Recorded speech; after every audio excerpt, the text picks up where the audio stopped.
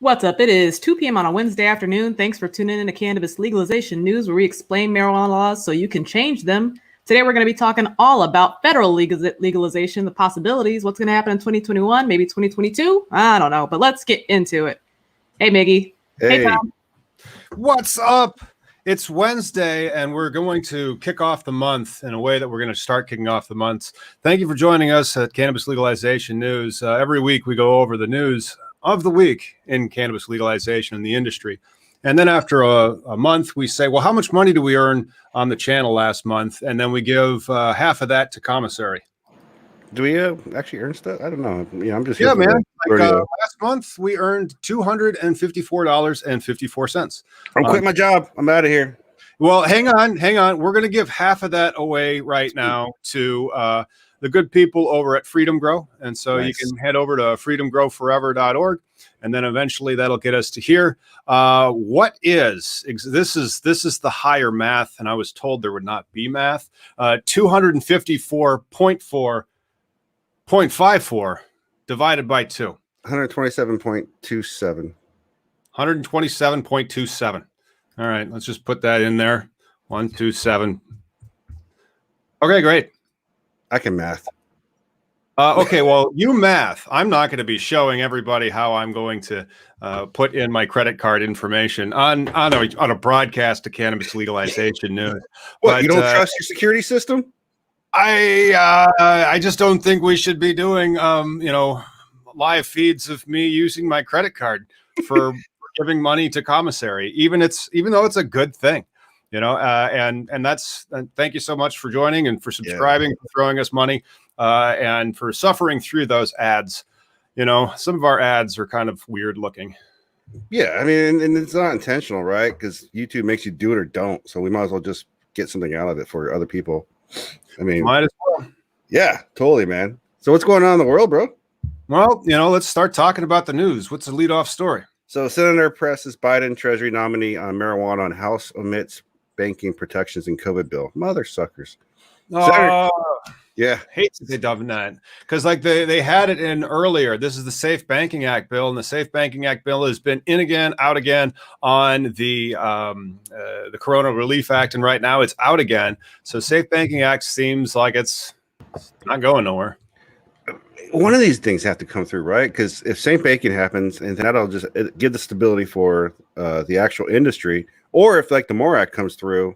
Well, the MORE Act makes the Safe Banking Act look like the easiest step. Like Safe Banking Act would be like step 1. MORE Act would be like step 100, because now you're talking about completely legalizing it versus, okay, you can have a bank account. Right. So either it's the difference between South Dakota or North Dakota. Perhaps. But yeah, that's Senator Catherine Costes Masto pressed Biden's nominee for top Treasury Department role, Eduardo Amadeo, on revising banking rules for marijuana businesses. But at the same time, the House Democrats have let go of the Corona Relief bill. And so, yeah, it doesn't look like there's been really any movement on the Corona Relief bill or its inclusion of cannabis banking reform, which kind of stinks. Because Schumer's been saying stuff like, why has Schumer been running his mouth that they aren't actually going to come up and start doing anything? Well, I just think, it's the system, right? It's the powers. Everybody thought that the Democrats are going to be owning everything because we are, in majority, or they are, but technically not, right? When you have two pushbacks, Manchin and the other person all the time. So this unity is not really there. So therefore policies, I don't think will streamline as fast as they should. And this is why we don't have nice things. But then the next story, the Biden AG pick, again, he has restated his pledge to respect state marijuana laws. This is also coming out of Marijuana Moment. We're going to give them a shout out and join their Patreon later. We really are so thankful for the people over at Marijuana Moment for doing this journalism and also for curating all the bills that are currently going on. That makes our job easier when we're creating content at Cannabis Industry Lawyer. They do a lot of work, man. Tom Angel, I mean, I give them credit more than just being for a business, but the information, he's been doing the work, not everybody else, all these other bloggers or whatnot. Yeah. You know, we use and so like today we became a Patreon supporter of Marijuana Moment, and I was using their tools. So before we go back to the news, we can always go back to the tools. Yeah, and so they actually have this tracking bill software, and we've signed up for that. And they have this really neat little map of all the states. And so I checked out Minnesota's today. There's actually a bill working its way through Minnesota for its complete legalization. There it is, SF 757 out of Minnesota. Hopefully we'll get some more information for that. But we wanted to just thank Marijuana Moment and became a Patreon supporter because the stuff they do is just freaking awesome. As we were just reporting from where was the other story? And it's on the AG, which I think is just as important, right? It's about like the power, who's in charge, the person. It's the representation that's going to happen, right? If the policy doesn't come through, if the MORE Act or the Banking Act don't come through, at least Garland, who says we reported last week that the Biden's AG, Judge Merrick Garland, said that feds shouldn't waste resources on marijuana enforcement in legal states. And now that's a double down on that in writing. That's right. And so that's fantastic that he's not going to be interfering with the cannabis laws in states where they have allowed it. More and more states are allowing it. New Mexico voted this past week to, the House. And so this spring, there might be a lot of, because you're seeing them get out of like the House, and hopefully now this spring they'll get into the Senate, and maybe by later spring you're going to see a lot more states actually legalize. But it's already it's to March already. We're in March. I mean, that's why we have these green backgrounds. Yeah, spring is everywhere, right? Are you germinating? I am. Oh yeah, totally germinating. Yeah. But my question to the effect of the legal states, like how it's always been like the experiment, right? Like legalization is an experiment, even though it's been a 20 some odd year experiment for just California. Fuck, man. It's just when this happens, we just had a guy on Sunday show who raised $500 million. Right. You and I have been doing this with just a laptop and an internet connection. It's just the craziest industry where if this happens, if there's this like legality and we can all be on the same page. Okay, so my point was trying to get to was the how COVID and the pandemic, we made marijuana an essential industry. I wonder if the legal states, what is the financial impact in those states, right? Like, what is Washington's the second crop? Mm-hmm.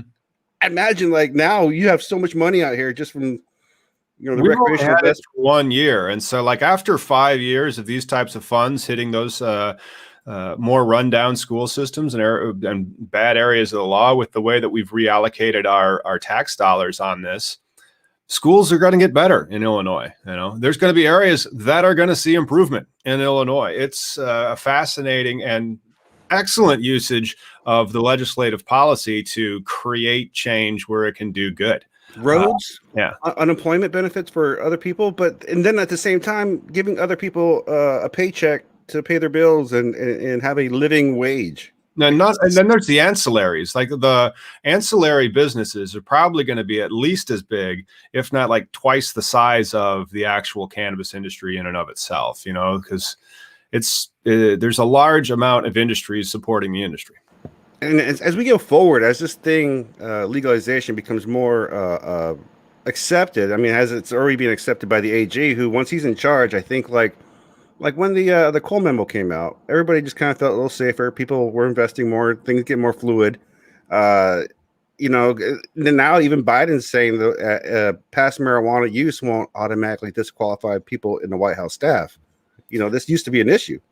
Yeah, it is. And it's just kind of silly that, past marijuana use won't automatically disqualify Biden White House staff, which I interpret as don't smoke weed while you're on the job in the Joe Biden White House.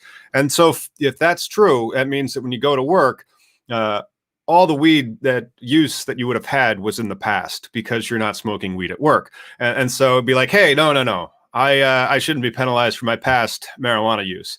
You're going to smoke joints tonight, Tom. Like, yeah, I'm going to smoke joints tonight. Not while I'm at work. And so when I show up tomorrow, it again will be past marijuana use. I mean, that'd be a great technical way about it, but yeah, that's insane. I guess. Well, I mean, I don't think I'm going to be working for the Joe Biden White House. I'm pretty certain I haven't applied for any of their jobs, which is one way to not get them. Well, I think about 3 years ago, it was the CIA and the FBI said they have less hackers and tech people because a majority of us are cannabis consumers. Well, yeah, that's probably one of the.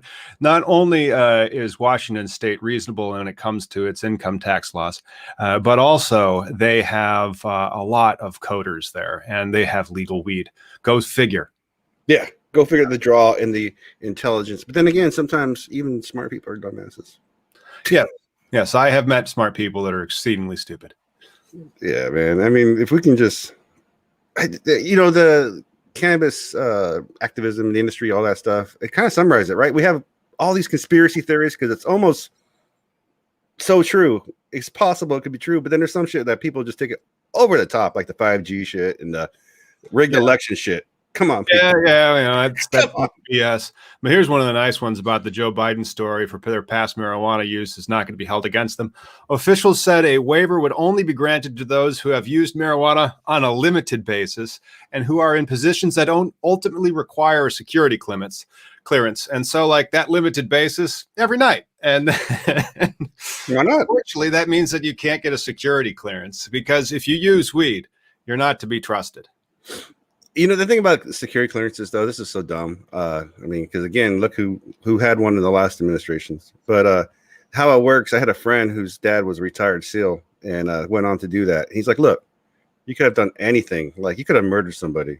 But as long as you're honest on this application and not showing you're hiding anything, you're not a threat. You're not a liability. And the past use thing, yeah, it's definitely something where they question you, but again, this is why the barrier we have to get through, the stigma, the bullshit.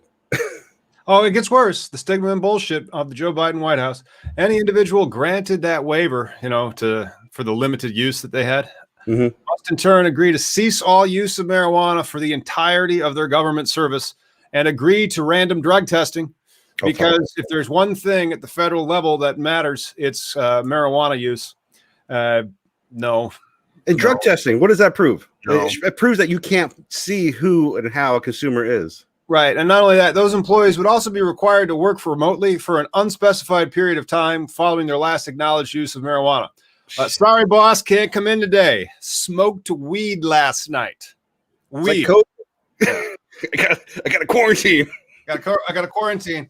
I'm just going to be listening to some jazz albums. Yeah. Just sitting there clicking. That's right. Jimmy Smith, you are the man. Speaking of jazz, did you see I just saw Billie Holiday versus United States.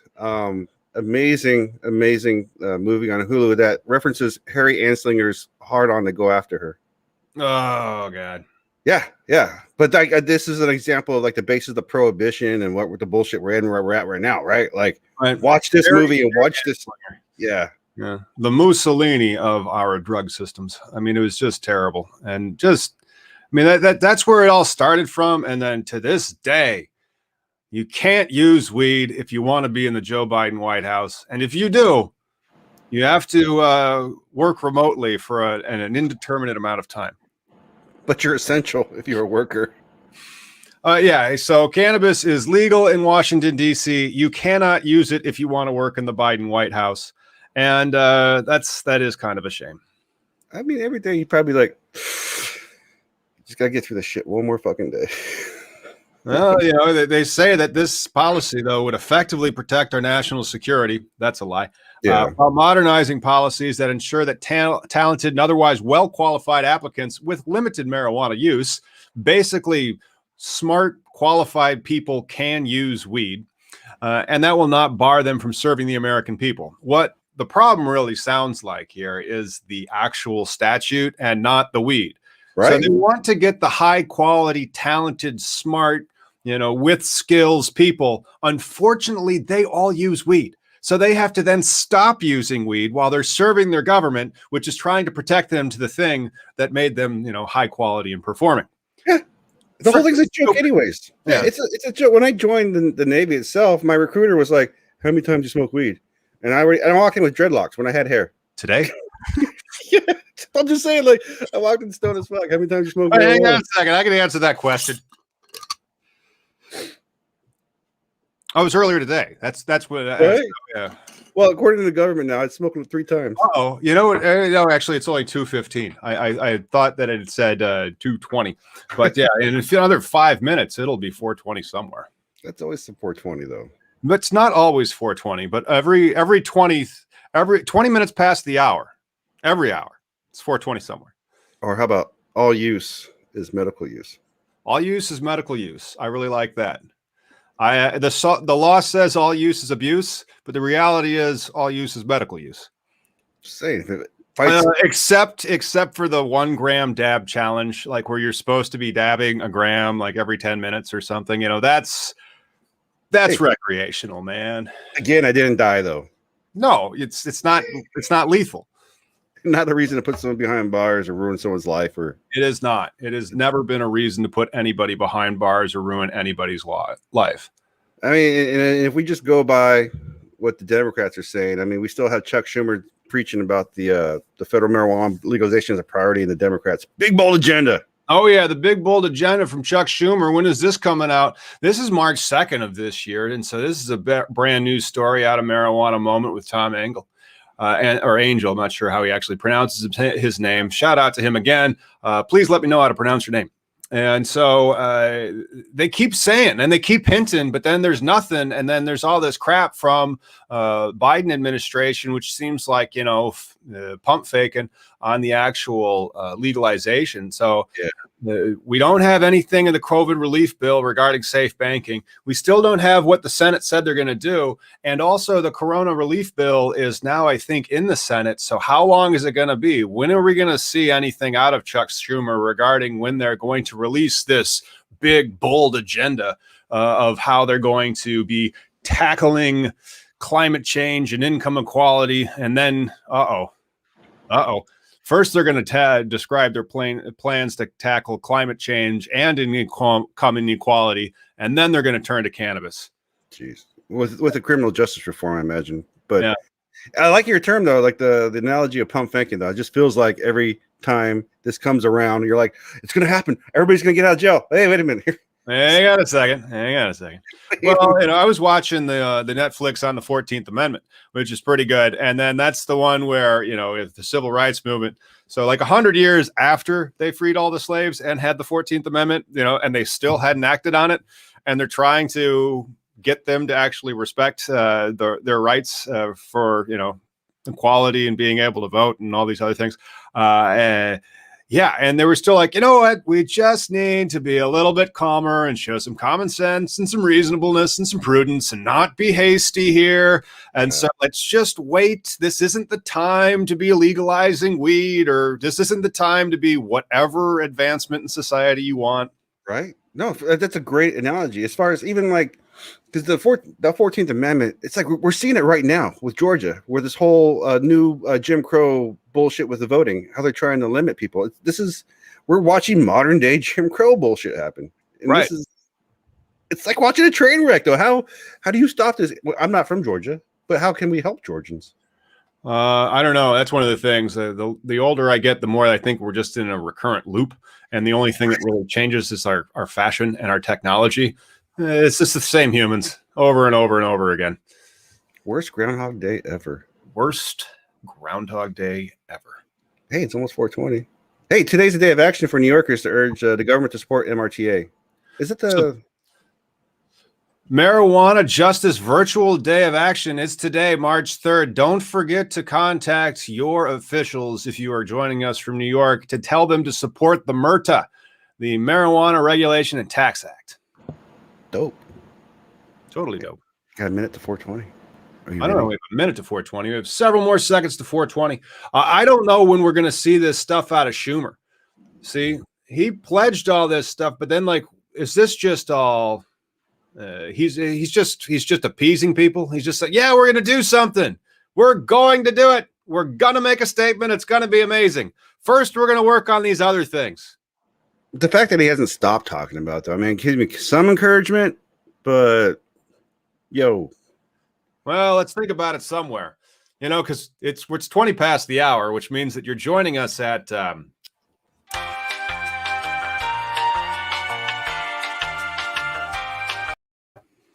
welcome back. Well, I think the Schumer statements are coming out too because there's that article in Marijuana Moment. Did Kamala Harris flip-flop on marijuana again to adopt Biden's anti-legalization position? Or maybe Biden's turned his attitude around and it's like, all right, Kamala, we might, because now they're just saying they're on the same page. What does that mean? I don't know. According to a new Bloomberg report, VP Harris, who sponsored the MORE Act in 2019, has reportedly adopted the same position as President Joe Biden, who opposes legalization for no good reason at all.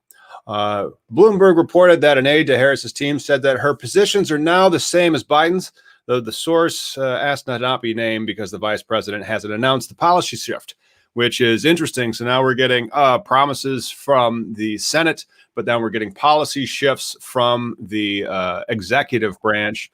So decriminalization and expungement is the favored policy of Biden, who also backs medical cannabis and modestly rescheduling the plant under federal law and letting states set their own policies on the issue. If they're going to reschedule the plant, it has to be less than Schedule 2, because I want that IRC 280E problem to go away. And I still need to check the tax code to ensure that it's written how it's written. Well, again, the scheduling it's full of shit. There's no, how are you supposed to have faith in something? Like we want to have faith in our country and our rules and know that things are correct for our protections. Mm-hmm. But you can't do that when you look at the idiocy and say, come on, weed is not as dangerous as heroin. How is it more scheduled than cigarettes and cannabis, and alcohol? There's no way. Yeah. How is it, a higher schedule than cocaine? Yes. Okay.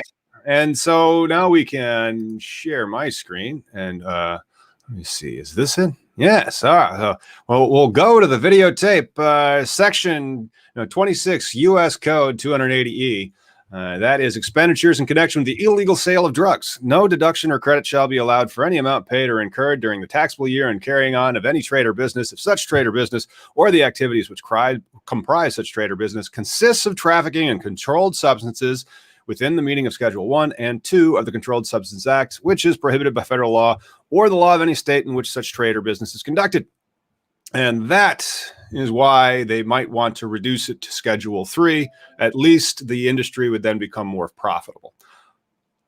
Well, and then not just profitable, then maybe we can even have proper structure for people in prison right now. Release, have correction of our societal injustices, period. That would be right. Correction of societal injustices is always a thing that you should encourage. Right. I mean, justice for me is justice for you. That's how I see it, man. I don't know. So what does decriminalization and expungement look like under Biden? So we're going to have to continue to wait for that. I have no idea if they're going to try to coordinate something in the Senate and also in the Biden administration. So Kamala Harris spent significant time during her own presidential campaign making the case for federally legalizing weed. But specifically, that narrative has been abandoned since she joined the Biden presidential ticket in August. I mean, it was an issue on her campaign trail. Remember the everybody calling her out because she talked about how she smoked weed while she was and then they're like, but you also arrested people, but she was behind the MORE Act. I mean, that's the last thing she did. So that's the last thing I would look at. Like a politician saying, you can believe me, that's what I did. Yeah, but you also did everything else that contradicts that. It's like you always do what's in your own best interest at whatever particular time that it suits you. You know what we call people like that? Narcissists. But I think that kind of applies to everybody, even us on doing a podcast, right? I try our best to sit here and the information, the blogging, the writing I've been doing, just give good information because it helps everybody else get on the same page. But, first of all, I'll be like, I want to just be talking shit, be like, yo, weed gives you superpowers and you can see through walls and it makes your penis bigger and it makes you, I'm just saying, let's just throw some shit out there. Let's make it also all the dummies will be like, yeah, I want that shit. Yeah, if you want to practice your handstands and learn how to do a handstand, the first step is actually to learn how to roll a joint.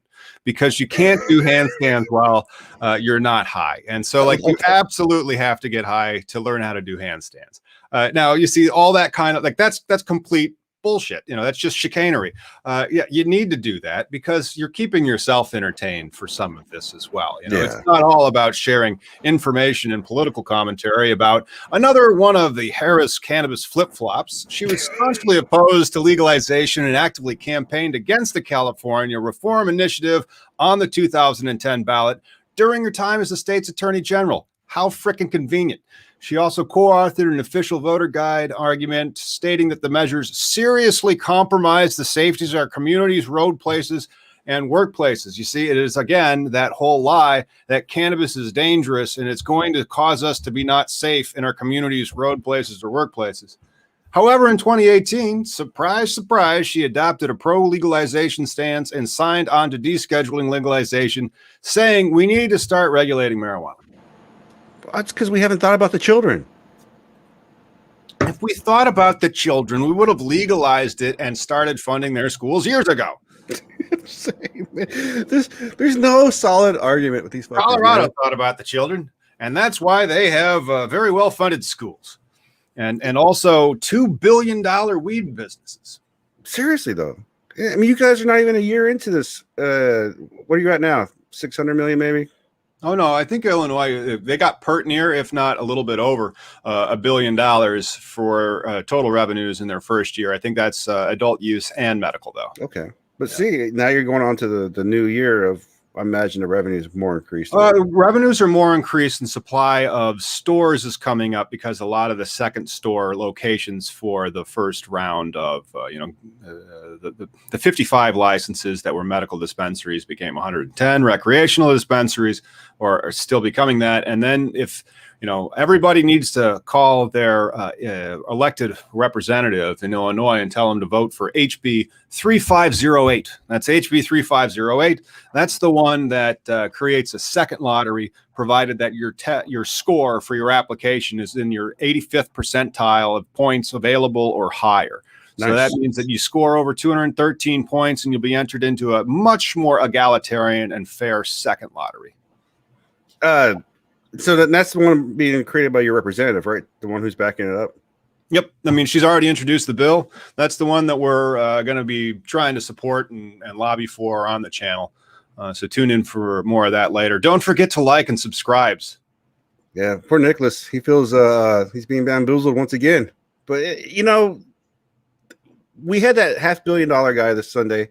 I wrote an article. I posted it to our news site as it's coming. And, it still hasn't caught fire, right? We haven't refined it all the way, but we still got some news. Unfortunately, when we had that cannabis legalization news rebuild, then the guy who did the design just took that and then kind of like inserted it into another wrapper for a different builder. And I'm like, bro, nobody's going to understand how to use this. Yeah, no, it was a little too complicated. Plus, it's also the ease of search. But my point being was the article that I just reposted about, because I just put up my input and then I embed the video.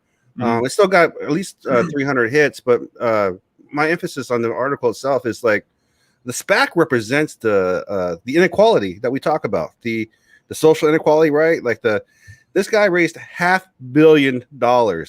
At first I fucked up and said $500,000. I was like, I might be able to do that if I want to, but $500 million, the man came from generational wealth already. I would imagine nothing against him, nothing bad about their company. It just shows the inequality of how to raise that kind of money to get into these barriers. The high barriers of entry. And then somebody was asking about any words about Schumer's crew on legalization. We already covered that a few minutes ago. So thanks for joining us once again. No, he's kind of saying big news coming.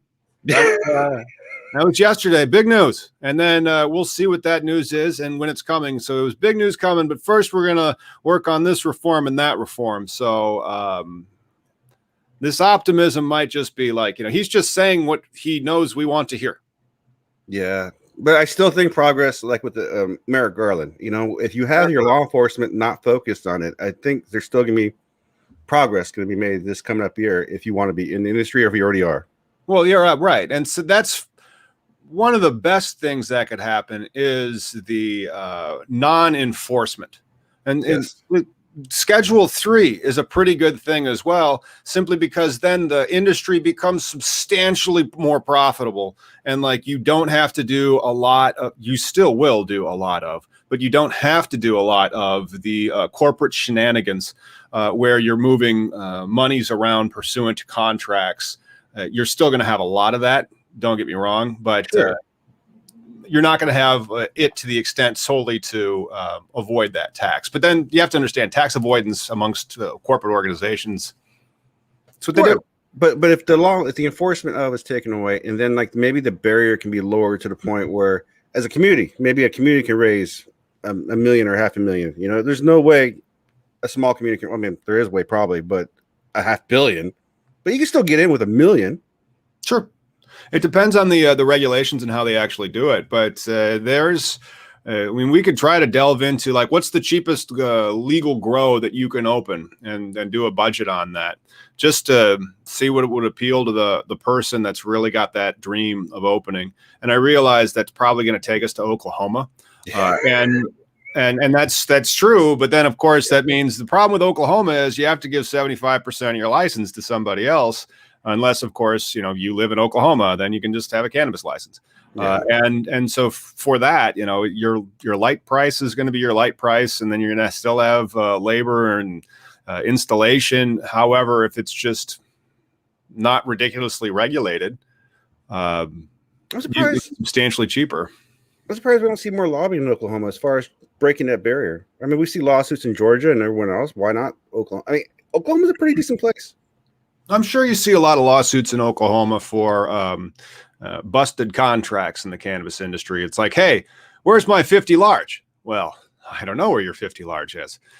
You know, but when I don't know if I told you, but when I was in Oklahoma, when we did the Oklahoma Hemp Fest, there was guys there looking for seeds before the beginning of the company. The guy had a briefcase full of money. If I had a pocket full of seeds that day, I could have walked away with a good chunk of change. And it just amazed me the kind of money that people will show up, because it is predominantly cash, right? This is going to be a predominantly cash secret business for a little bit more. Yeah. But Oklahoma's prime for that. And I'm surprised there's not more wealthy people trying to get their little foot in the door there to hide money. There is. And that's one of the reasons why the demand for the license. So like, you know, a good rule of thumb is 10x. The state of Illinois had 40 craft grower licenses. It got 410 applications, you know, and so the same with like last 2019's MD, Maryland's round that they had in there. You know, they were giving away like 20 licenses. They got 200 applications. And so there's just 10 times the amount of people that want in than available licenses right now. Create madness. You know, and then to get to those licenses, to get to that point where everybody has a chance, we should probably talk more about the MORE Act. Like, what's going on with it? Yeah, what is going on with the MORE Act? So we have a summary of, at least as far as the vote details, 5 Republicans who said yay, and unfortunately that one of them is Matt Gaetz, Brian Mast, Tim McClintock, Don Young, Denver Riggleman, and the 6 Democrats who said nay: Shane, Illinois, Daniel Lipinski, Sherry Bustos, my own rep. That's a damn shame. And Minnesota, too, who's a recreational state. Colin Peterson. And then you also have Chris Pappas from New Hampshire, Connor Lamb, Pennsylvania, and Henry Cooler from Texas. And then there's a not voting section with 34 Republicans and 4 Democrats. What does the not voting count as? Like, is it just people who show up and vote, and that's the only ones that count?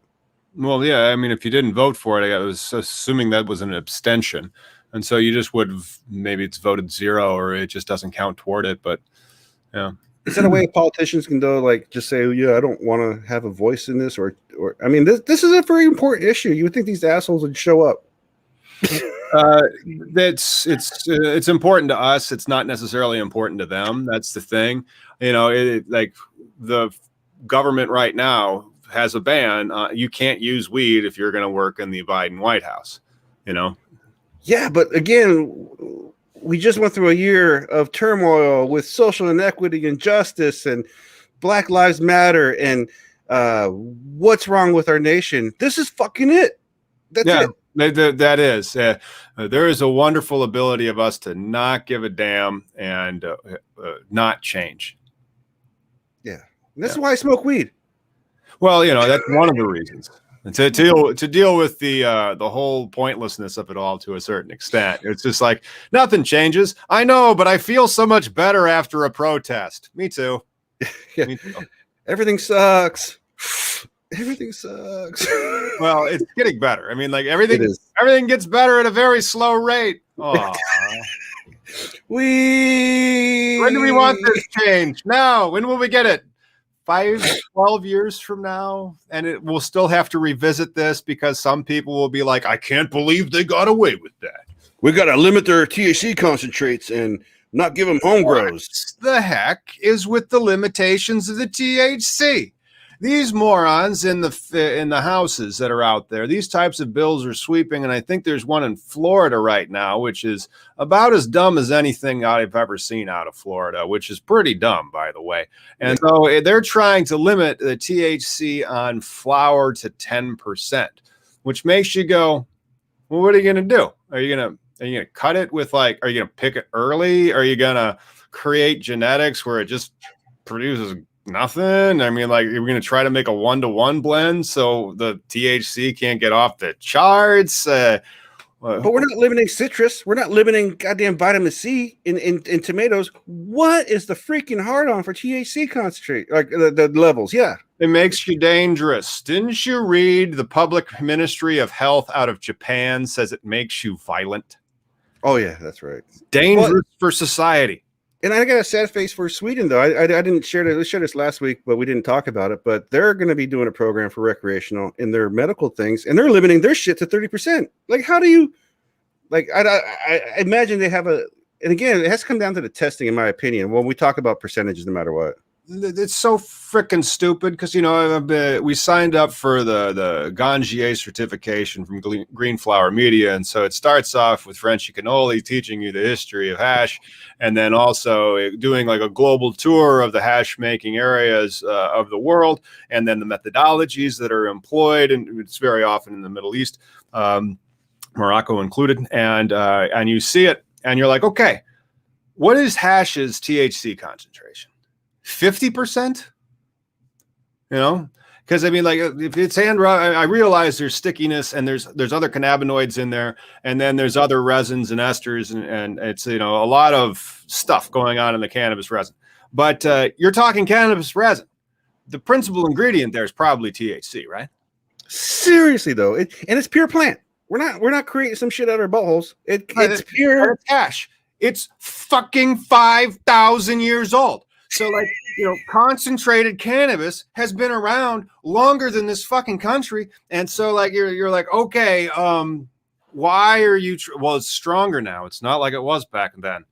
Which is not true. It's like hearing something come out of a 6-year-old, like the explanations that come out of a 6-year-old. You're like, well, that's just stupid. Oh, right. The person's 6. No wonder you shouldn't be thinking about it like it's an adult. It's a child, And so you hear this childish gobbledygook come out of people in power, and you're like, wow, this sucks.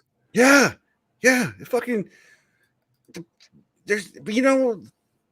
It's like every time there's a yearly stupid, like this year it's QAnon. It's like, you're not shocked too. You're like, the assholes in power are speaking gibberish and dumb shit about things they don't know about or have any actual facts or understanding. Because when someone spoke to Congress and said marijuana makes you fly around like a bat or makes you want to rape white women, I mean, and this is actual testament, oh shit, this is serious. We got to write this shit down.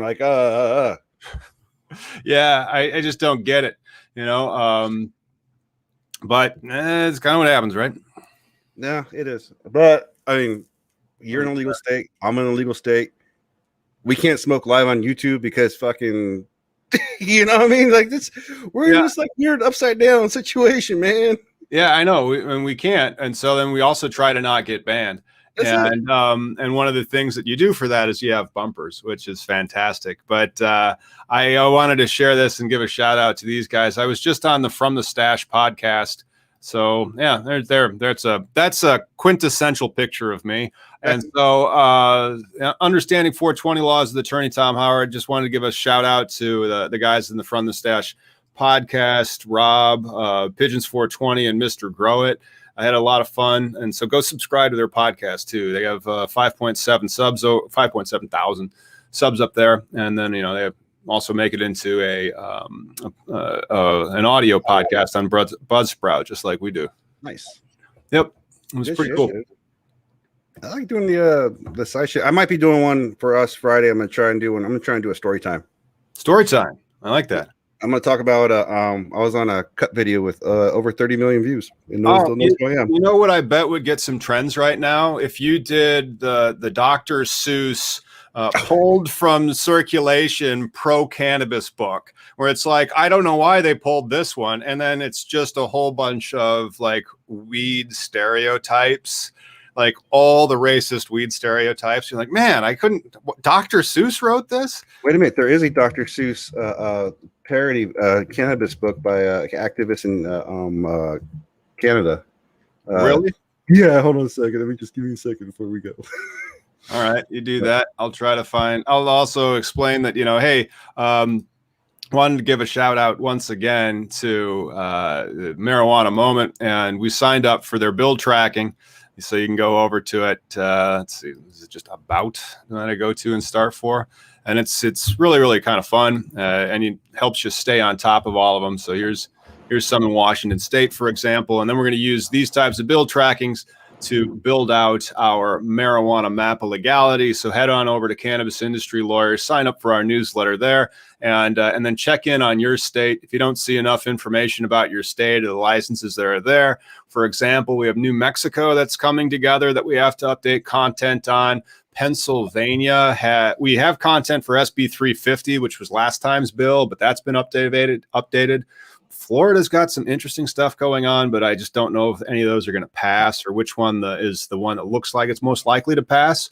But we're going to be using the legislation tractor on Marijuana Moment to kind of build out our landscape of the different types of licenses that are available at our cannabisindustrylawyer.com blog. Yeah, check this out. This is written by Dana Larson, activist in Canada, old hat. Shout out to him. This is called Green Buds and Hash. Let me make it bigger for everybody. Green Buds and Hash. And I think he has available for free somewhere, but it's a pretty funny damn little, I will not smoke it on a boat. I will not smoke it on a train, or I will smoke it everywhere. Some shit like that. It's a great little read. So Yep. Yeah, I tell you, those are the kind of silly things that I think would actually work when you have, there was a few trending things that if we would have hopped on, we probably would have gotten some pretty good viewership, especially with the stuff that came out of Schumer. But it was such a nothing burger of a headline. Like there was all nothing burgers of a headline, except for that Kamala Harris like flip flop. But then you're like, okay, could have seen that coming. Some things are more important than others, and plus we have real things that we have to take care of in our daily lives. So as much as I would love to like be here every day and just give everybody like a half an hour of my day, and I would do that. I would if I paid my bills. Like, yo, anybody, send me money, pay my bills. And hey, we do that shit every day. But you know what I'm saying. Affiliate codes, I only make $100 or something, every now and then. They don't pay bills. I'm just here for the likes, bro. That's it, man. But yeah. Good shit. Awesome. Yep. It was a fairly busy week, not that busy. The best thing about this week's cannabis legalization news was it turned to March, and it's actually kind of nice now. And so the cannabis news for March of this year hopefully is going to continue, especially out of, Pennsylvania. New Jersey legalizing it was great. I think Virginia's they've matched their bills, and so there's probably going to be a signature ceremony or some type of news out of Virginia on that. Maybe New Mexico's Senate will also pass, and so we'll be having some news on New Mexico legalizing this month. New York's making the push today. We'll see on that. But and don't forget, even though we're not on screen or doing whatever, you can still go to the Cannabis Legalization Lawyer or go to the website, and we want your nug picks. We want interaction. Go to Cannabis Legalization News and send pics of your nugs for us so that we can use them in creating more web pages that have pictures of weed on it. I'm all about sharing. Of course, sharing is caring. It should be. Yeah, it should be. Somebody needs to tell that to some of those corporate types. Yeah. So good. Well, I think that's going to do it, right? Mm-hmm. Before we go, once again, if you're in New York, make sure you call Governor Cuomo and all your representatives to tell them you support the MRTA. Today's the day of action, so make your voice heard. All right? And that's going to do it for Cannabis Legalization News. Thanks for tuning in, everyone. Make sure you like and subscribe to keep up with all cannabis legalization news. We'll see you on Sunday. Nice. Later.